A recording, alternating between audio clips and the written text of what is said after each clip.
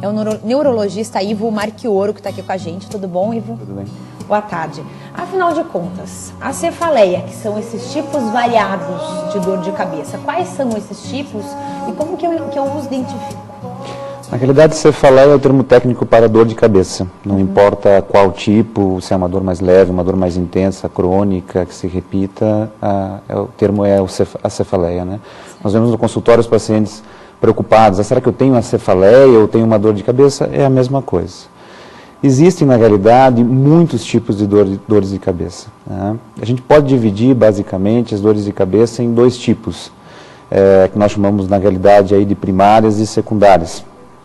As cefaleias primárias seriam aquelas em que você não tem uma causa subjacente que justifique, né? Os exames complementares que nós temos à disposição não são capazes de identificar uma causa.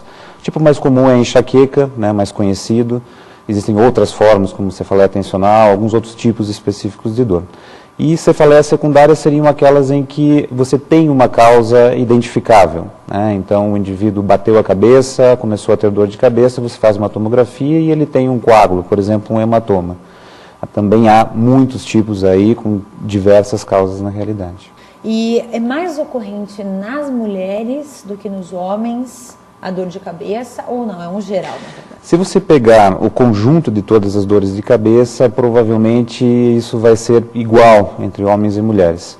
Se você pegar alguns tipos específicos, sobretudo a enxaqueca, as mulheres aí têm realmente existe uma incidência maior de enxaqueca, por exemplo, em mulheres do que em homens. Aí a diferença realmente é significativa.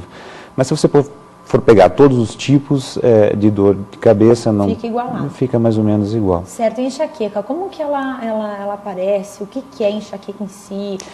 Como que surge isso nas mulheres? O ciclo menstrual também tem a ver? A enxaqueca é uma doença que se manifesta por crises de dor de cabeça habitualmente. Existem aí algumas exceções em que às vezes a dor até nem chega a acontecer.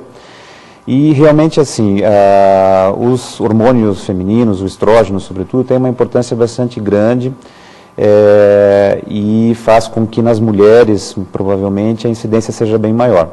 Se você for pegar a incidência de enxaqueca em crianças, antes da idade de início da menstruação nas mulheres, a incidência é até um pouquinho maior em meninos do que em meninas. Mas a partir do momento em que você chega na idade em que as meninas menstruam, aí a incidência passa a ser muito maior em mulheres do que em homens. Então, os hormônios femininos, o estrógeno, sobretudo, parece ter uma importância bastante grande aí na determinação de mais dor de cabeça, de uma incidência maior de enxaqueca. No diagnóstico da dor de cabeça, para nós, as características, localização da dor, a intensidade, sintomas que acompanham, duração das crises, é que vai determinar que tipo de dor um indivíduo tem para que você chegue num diagnóstico específico. Certo, e a dor ela se concentra em que parte? O quadro mais típico é de uma dor unilateral, um lado da cabeça dói, mas isso é também variável, você pode ter dor na cabeça inteira, você pode ter dor mais na região posterior ou mais na parte anterior da cabeça. O quadro mais típico é de uma dor que a gente chama de hemicraniana.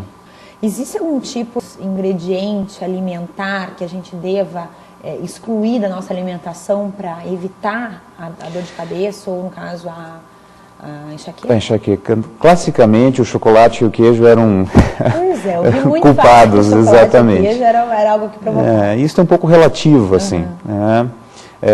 Uma coisa que parece estar associada a uma frequência maior são alimentos que têm muito aditivo químico, esses alimentos já prontos, que têm aditivos químicos, conservantes, flavorizantes, uma série de elementos aí para manter sabor, etc. e tal, eles parecem predispor a mais dor de cabeça. O glutamato, que é utilizado em alguns alimentos, parece ter uma relação um pouco maior.